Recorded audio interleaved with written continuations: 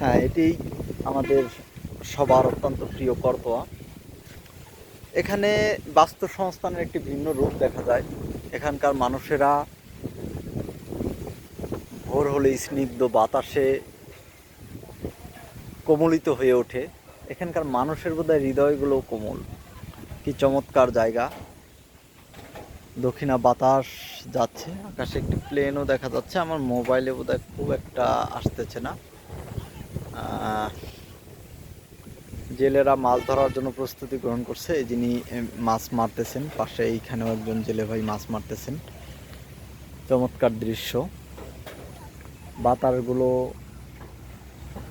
এই পানির ছোঁয়ায় স্নিগ্ধ হয়ে পরিষ্কার পরিস্ফুট হয়ে চলে আসতেছে। এরই মাঝে একটি গাংচিল এই তো উড়ে যাচ্ছে। তার গন্তব্য কোথায় ঠিক জানা নেই।